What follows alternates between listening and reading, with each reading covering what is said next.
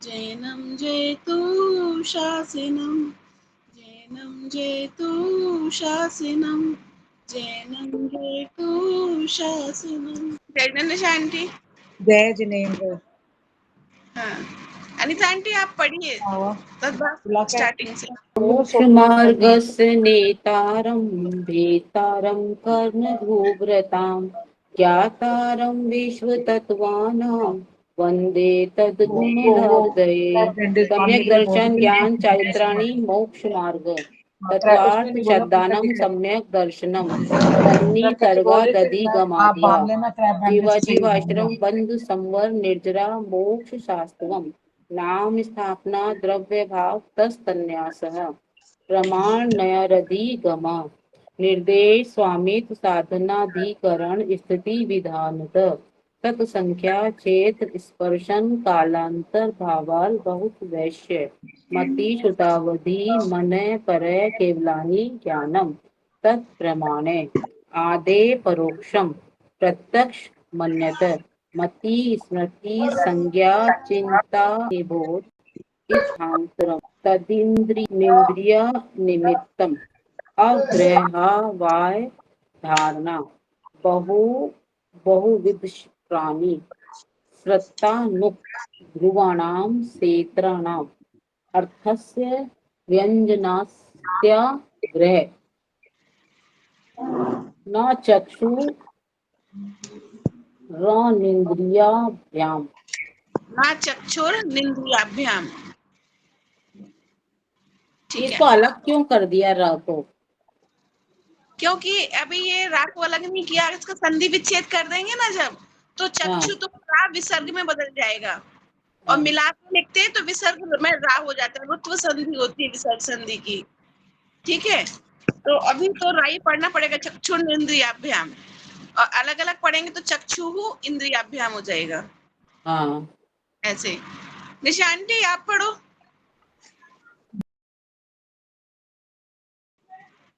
मोक्ष मार्गस्य नेतारं वेतारं कर्मभूभृतां ज्ञातारं विश्वतत्त्वानां वन्दे तद्गुण लब्धये। सम्यक दर्शन ज्ञान चारित्राणि मोक्ष मार्गे तत्वार्थ श्रद्धानां सम्यक दर्शनम तन्निसर्गात् अधिगमधा गमादा हाँ तदिगमादा जीवा जीवाश्रव रुको दधि गमाध्वा दधिगमाद्वा हाँ जीवा जीवाश्रव बंध संवर निर्जरा मोक्षास्त तत्वम नाम स्थापना द्रव्य भावत तन्यास प्रमाण नैरेधिकरम भाव तस तन्यासः भाव तस् तन्यास तन्यासः ओके विसर्ग आगे प्रमाण नैरेधिकम निर्देश स्वामित्व साधना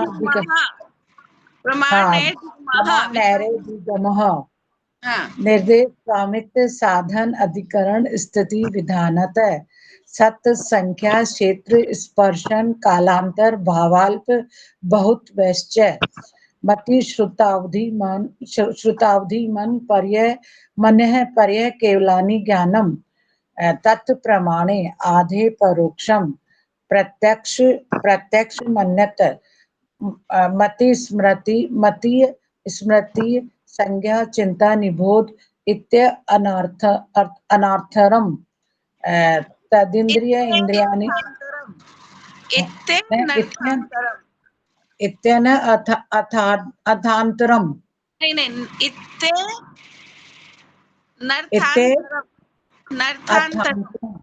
अथांतरम अर्थांतरम नहीं नर्थांतरम हाँ इत्यनथांतरम हाँ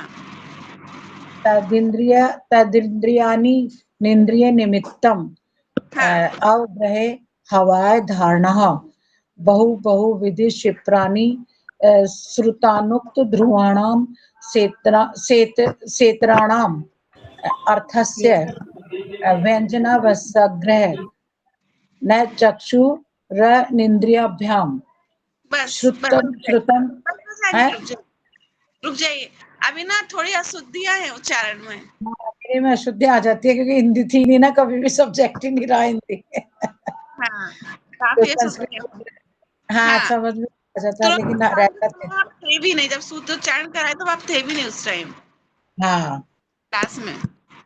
ठीक है, पर अब बहुत सारी अशुद्धियां थी यहाँ पे। ठीक हाँ, है, अशुद्धि आ जाती है बोलने में। धीरे धीरे हो जाएंगी। कुमकुम आंटी आपके पास है पुस्तक? नहीं है, चलो ठीक है। यहाँ पर मैं आपको बताऊं कहाँ पर अशुद्धि थी।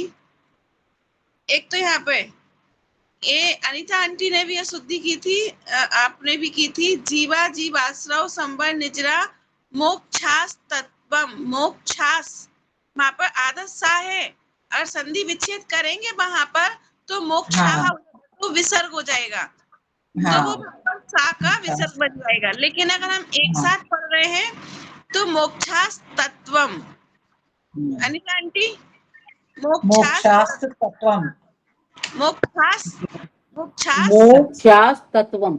हाँ, ठीक है। मोक्षास्त्र तत्वम, जीवा जीवाश्रव वनजा, हाँ, मोक्षास्त्र तत्वम। और एक यहाँ पर निर्देश स्वामित्व साधना, जो आप अधिकरण बोलते हो ना, वो अधिकरण नहीं बोलना है, आ का उच्चारण नहीं करना है। वो ऐसे जो चिन्ह बना है ना, वो अवग्रह चिन्ह होता है। हालांकि हम छेद करेंगे तो अवग्रह ही लिखा जाएगा, वो अधिकरण ही लिखा जाएगा। लेकिन चूंकि सूत्र पढ़ रहे हैं तो सूत्र में हम विग्रह करके नहीं पढ़ सकते, है ना, उसके व्याकरण के विपरीत जाएगा वो। तो निर्देश स्वामित्व साधनाधिकरण स्थिति विधानता, साधनाधिकरण, ठीक है। एक निर्देश बार कहो, स्वामित्व साधनाधिकरण स्थिति विधानात् नथ विधानतः, वेदांतः। हाँ, विसर्ग बोलना भूल जाते हैं। हाँ, विसर्ग बहुत निर्देश जरूरी लगाना। स्वामित्व साधनाधिकरण स्थिति विधानतः। हाँ, सत्संख्या छेद स्पर्शन कालांतर भावाल्प बहुत बेस्ट, वैश्च, बहुत, यहाँ पर भी ता बहुत, का उच्चारण आएगा, बहुत बेस्ट।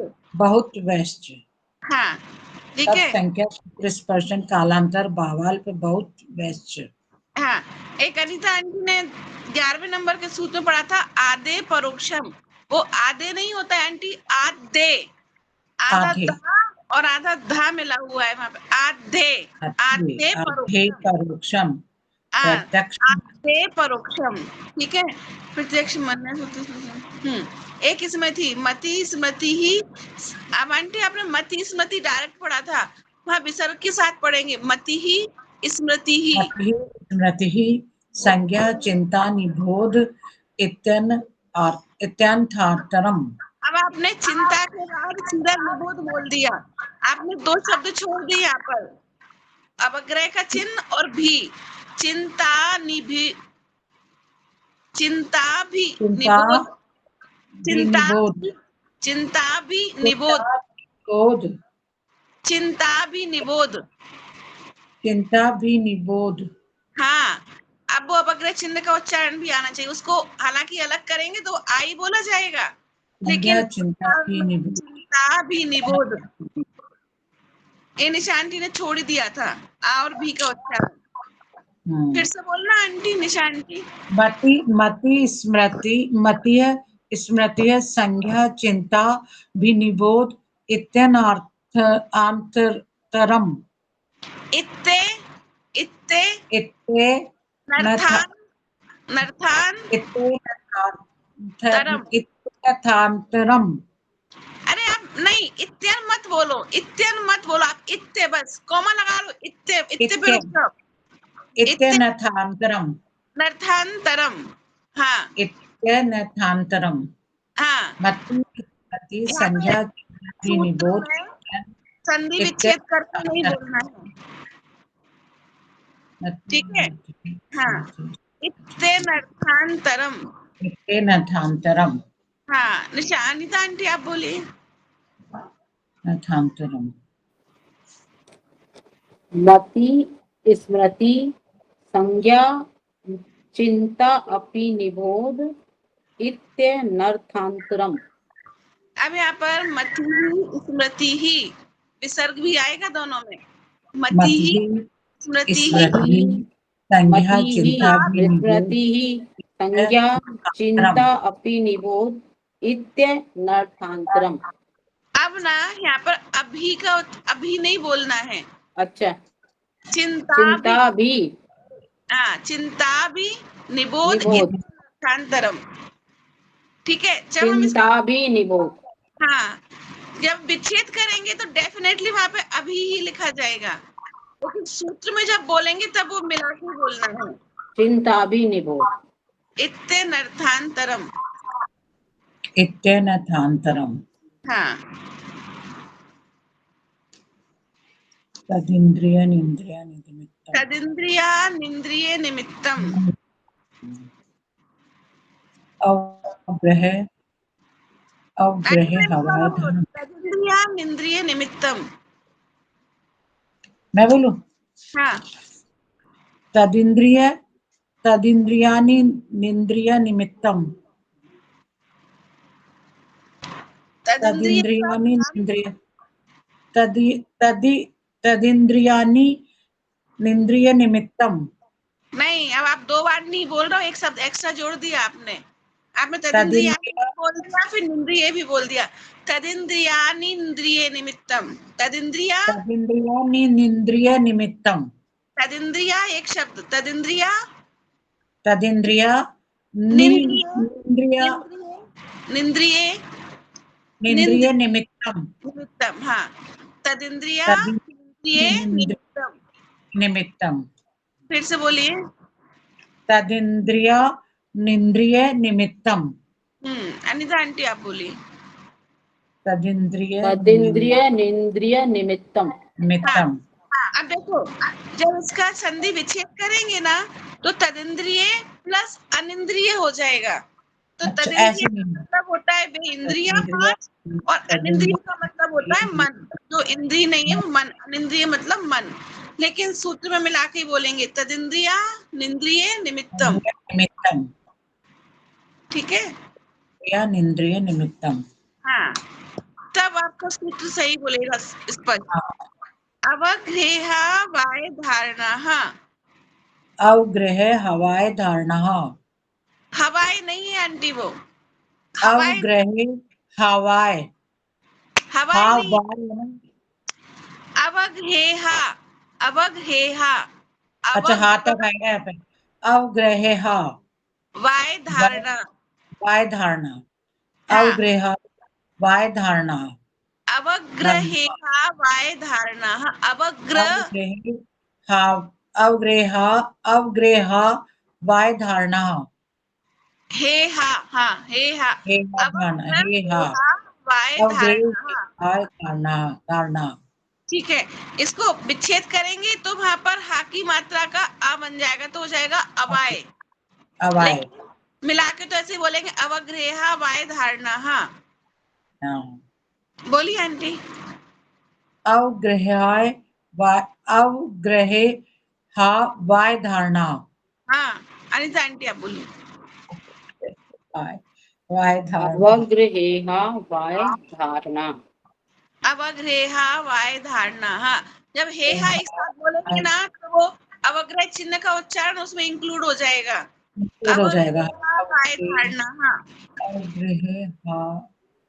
अवग्रह अवग्रहेहा वाय धारणा। धारणा। अवग्रेहा वाय धारणा। हाँ, अवग्रेहा वाय धारणा। अब हे हा पे रुको मत। आप हे हा पे रुकोगे फिर वो वाय हो जाएगा, तो अवग्रेहा वाय धारणा। अवग्रह अवग्रेहा वाय धारणा। हाँ, अवग्रह वाय धारणा। ठीक है, ये प्लस स्वर है, यहाँ पे 3 मात्रा का समय लगता है इसको बोलने में। हाँ। अवग्रेहा वाय धारणा। हाँ, अवग्रह वाय धारणा।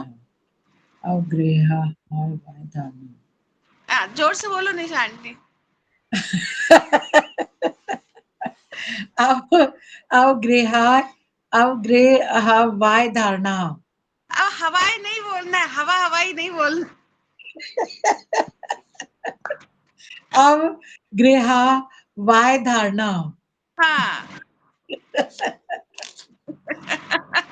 आप संस्कृत सबसे टिपिकल शब्द है, संस्कृत पढ़ना सबसे टिपिकल है। नहीं नहीं, और तुम तो अब संस्कृत की टीचर। अगर हिंदी अर्थ देखो तो अवग्रह, ईहा, अवाय आर और धारणा। धारणा, मति यस, ज्ञान के 4 भेद होते हैं। चार अवग्रह, भेद हो गए इसमें। ईहा, अवाय, धारणा। आय, हाँ, अबे हवाएं, ईहा का, हाँ, अबे ई का ए कर दिया क्योंकि ये यहाँ पे गुण संधि होती है। ठीक है, समान स्वर होने पर ई का ए हो जाता है। तो यहाँ पर हो गया अवग्रह का ईहा का ए हा हो अव, गया। तो वो हा में एक ही मात्रा लगा दी, विच्छेद करेंगे तो अवग्रहे, अलग हो जाएगी। अवग्रह वाय धारणा, हाँ। अवग्रहा वाय, हाँ, अवग्रेहा वाय धारणः। हाँ हाँ, सही बोला कुमकुम आंटी ने। अवग्रेहा वाय धारणा, हाँ। अवग्रह वाय धारणा, हाँ। हाँ, निशान वो अनिता आंटी आप बोली।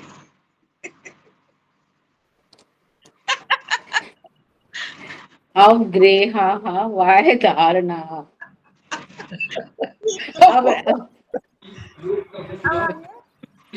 अवग्रेहा वाय धारणः। हाँ, ठीक है, चलो। बहु बहुविध, बहु क्षिप्राणि, बहुविध, क्षिप्राणि, क्षिप्राणि, श्रितानुक्त। श्रुतानुक्त ध्रुवाणाम, हाँ क्षेत्राणाम, हाँ, ये तो सिंपल है। हम्म।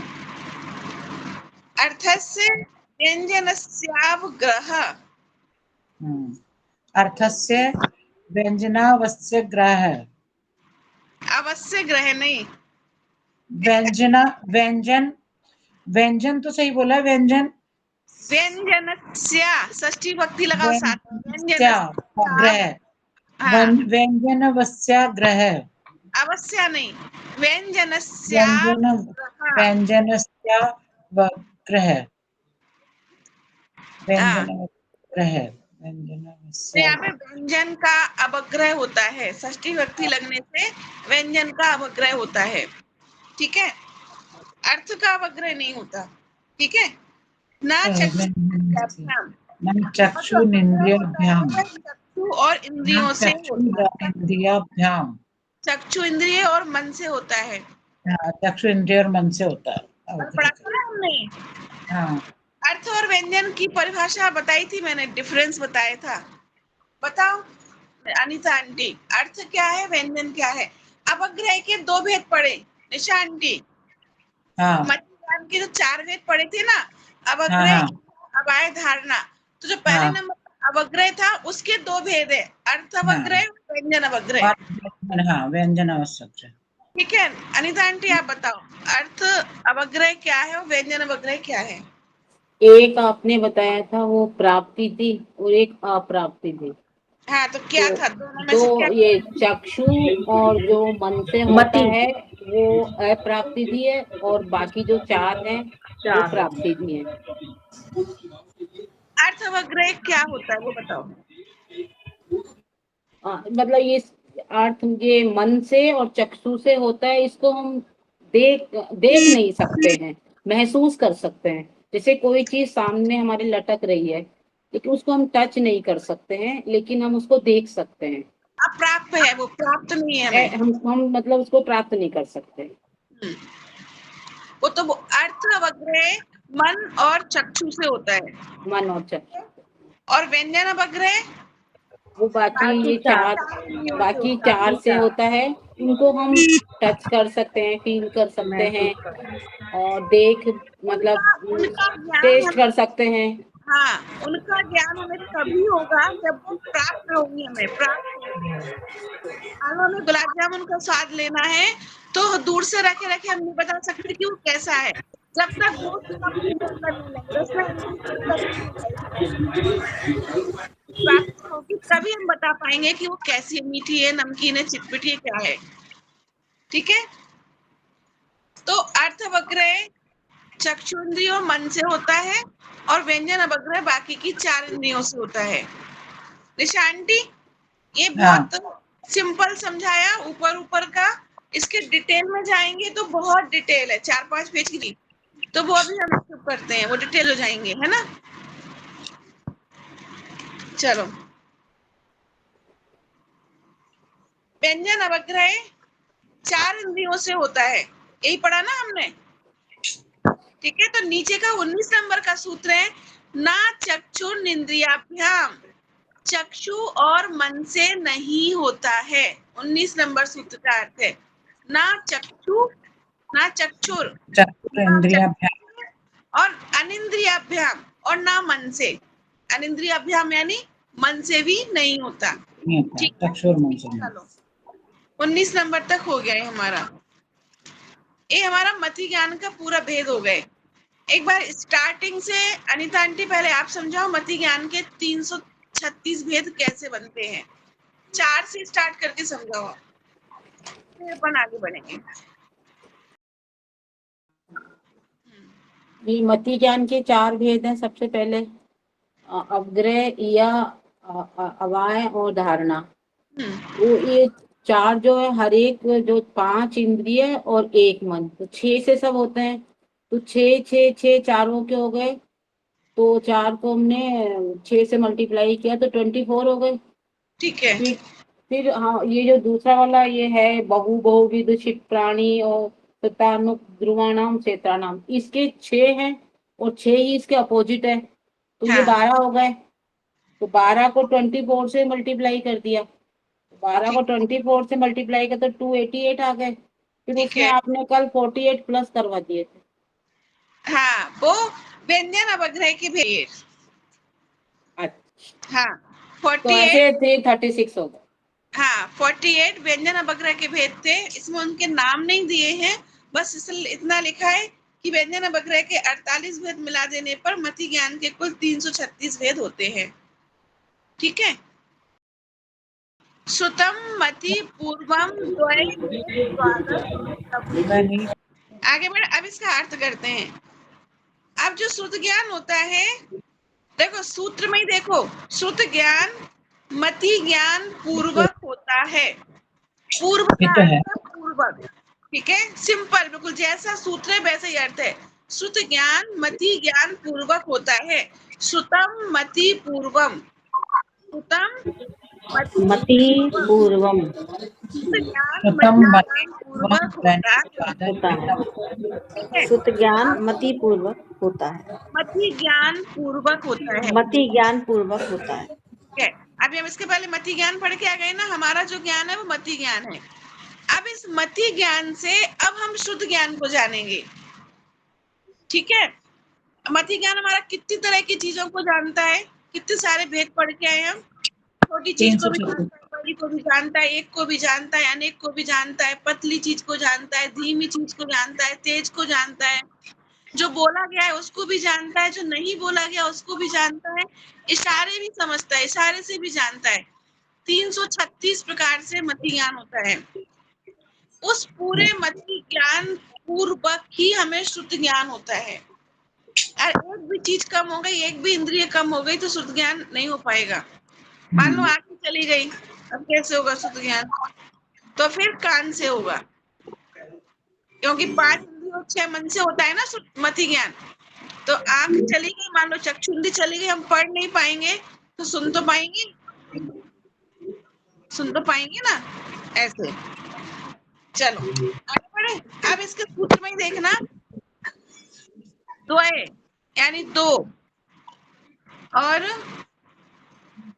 10 नेक, नेक द्वय नेक द्वादश 12 एक।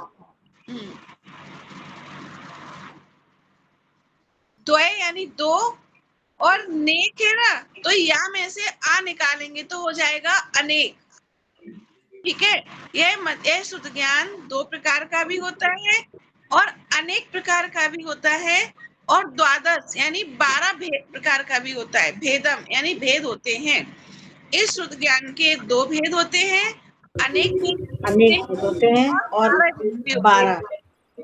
ठीक है, पूरा अर्थ इस सूत्र में ही लिखा है। चलो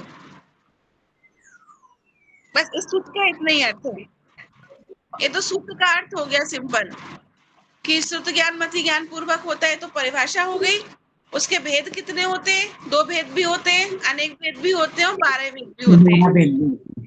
ठीक है, अपन वो पढ़ते ना, जय बोलते ना, द्वादशांग जिनमाणी माता की जय।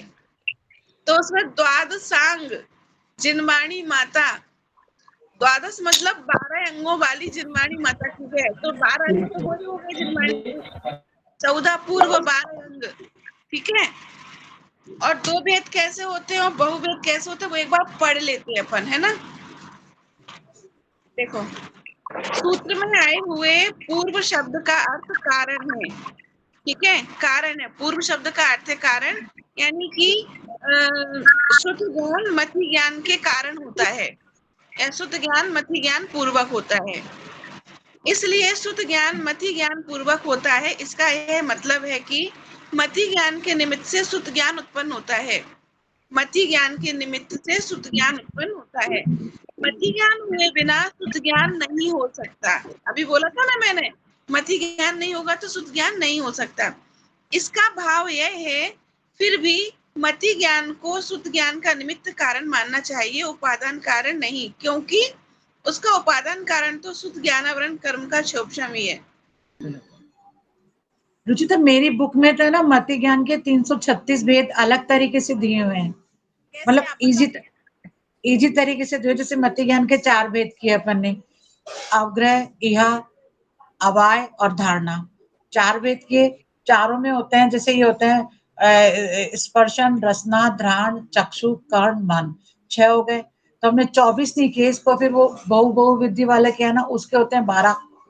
6 वैसे 6 अपोजिट, पर वो 2 प्रकार के होते हैं। अर्थ अवग्रह 2 प्रकार का हो गया, व्यंजन अवग्रह और अर्थावग्रह। तो इसको 12 को 4 से किया तो 48 हो गए। तो पूरे आ गए समझ में, ये 4 ही होते हैं, इसमें वो नहीं होता, मन और वो नहीं होता, कर्ण, मन और चक्षु नहीं होता इसमें, स्पर्शन, रसना, घ्राण और कर्ण। तो 12 चौक 48 तो ये हो गए। अर्थावग्रह में पूरा आ जाते हैं, स्पर्श, रसना, चक्षु, कर्ण, मन। 6 हो गए। तो बारचिंग 72 हो गए, 12 से मल्टीप्लाई किया। और ऐसे इहा में बारचिंग 72 हो गए, और अवाय में भी बारचिंग 72 हो गए, धारणा में भी बारचिंग 72 हो गए।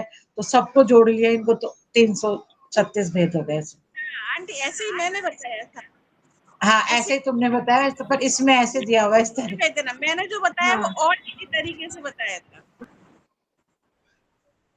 मति ज्ञान से शुद्ध ज्ञान में क्या अंतर है?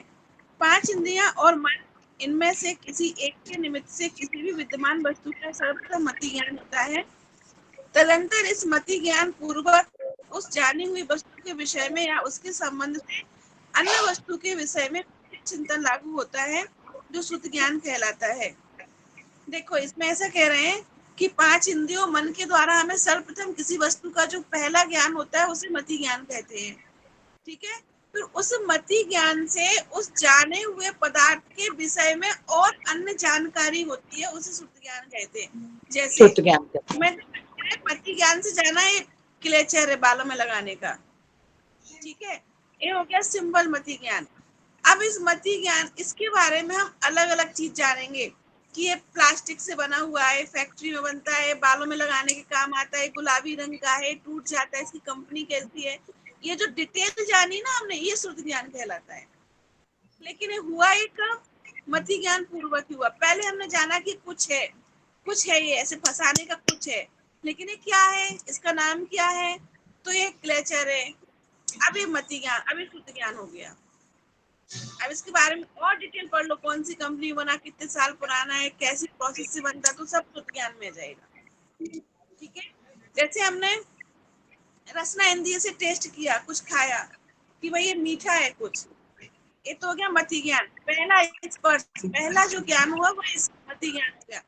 अब उस मति ज्ञान से अब हमने उसके बारे में और जाना कि मीठा खाए तो क्या खाए, बर्फी खाई हमने, अभी बर्फी काय की है, बेसन की है, मावा की है, कैसे बनी, कैसी प्रोसेस से बनी, मावा कहाँ से आया, कितना डाला, कितनी चीनी डाली, कितनी देर जलाई, ये सारा जो ज्ञान हुआ ना, अन्य ज्ञान हो गया, ये हो गया शुद्ध ज्ञान।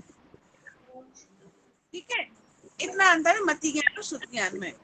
उदाहरण के लिए मनुष्य विषय चक्षु मति ज्ञान के होने के बाद उसके संबंध में मन में यह मनुष्य है, पूर्व से आया है और पश्चिम की ओर जा रहा है, रंग रूप तथा वेशभूषा से ज्ञात होता है कि पंजाबी होना चाहिए, आदि विकल्प का होना शुद्ध ज्ञान है। देखो, चक्षु इंद्रिय से हमने जाना कि यहाँ से कोई आके यहाँ जा रहा है, ठीक है। फिर जाना कि नहीं कोई मनुष्य जा रहा है, कंफर्म हो गया मनुष्य जा रहा है। अब मनुष्य जा रहा है तो पंजाबी है कि हिंदू है कि मुस्लिम है, किस काम से जा रहा है, कहाँ से आया, क्यों आया, क्या करने जा रहा है, ये जो सारा ज्ञान आया शुद्ध ज्ञान हो गया। पहला जो देखा कोई जा रहा है, मनुष्य जा रहा है, ये मति ज्ञान है बस। अब उसके बाद जो और ज्ञान होगा वो शुद्ध ज्ञान होगा। समझ आई? मति ज्ञान विद्यमान होता है और शुद्ध ज्ञान वर्तमान तथा अनागत वैज्ञानिक विषयों पर होता है। देखो यहाँ पे कह रहा है मति ज्ञान जो होता है हमारा वो वर्तमान काल में होता है, प्रेजेंट में ही होता है। बस सामने चीज दिख रही तो इसमें ही होगा मति ज्ञान। मेरा बिल्कुल ही खत्म हो गया, अभी 1 मिनट पहले। मति ज्ञान है, ठीक है। लेकिन जो शुद्ध ज्ञान होता है हमारा वो भूत भविष्य वर्तमान तीनों काल में चलता है, ठीक है। अब शुद्ध ज्ञान से हम जानेंगे कि ये पहले इसकी क्या पर्याय थी। पहले प्लास्टिक के दाना था, ये प्लास्टिक के दाने से बना क्लेचर, और टूट जाएगा तो वापस से प्लास्टिक सड़ेंगे, खराब कुछ कचरा बन जाएगा। तो वर्तमान भूत भविष्य 3 पर्याय जानता है। जैसे रोटी देखी हमने, रोटी देखी तो वो मति ज्ञान है, बस वो वर्तमान ही जान रहे हैं मति ज्ञान से। लेकिन रोटी बनने से पहले वह आटा थी, पूर्व पर्याय जानी, और बाद में खाएंगे तो विष्ठा बन के निकल जाएगी, तो ये भविष्य की पर्याय जानी, ये शुद्ध ज्ञान है। यानी मति ज्ञान सिर्फ प्रेजेंट टेंस में चलता है ना, और शुद्ध ज्ञान प्रेजेंट पास्ट फ्यूचर तीनों टेंस में चलता है, ठीक है। मति ज्ञान 5 इंद्रिय और मन इन 6 के निमित्त से प्रवृत्त होता है, किंतु शुद्ध ज्ञान केवल मन के निमित्त से ही प्रवृत्त होता है। मति ज्ञान के लिए 5 इंद्रियों मन की आवश्यकता है, ठीक है। लेकिन शुद्ध ज्ञान सिर्फ मन से होता है, उसे इंद्रियों की आवश्यकता नहीं है। यही इन दोनों में अंतर है। अब तो अनेक 12 भेद कहे सो कैसे। शुद्ध के 2 भेद है। सबसे पहले जो 2 भेद करे थे ना शुद्ध ज्ञान के, तो अंग बाह्य और अंग प्रविष्ट, ऐसे 2 भेद हो गए, ठीक है। इनमें से अंग बाह्य के अनेक भेद हैं, अंग बाह्य के अनेक भेद हैं, तो शुद्ध ज्ञान के अनेक भेद हो गए।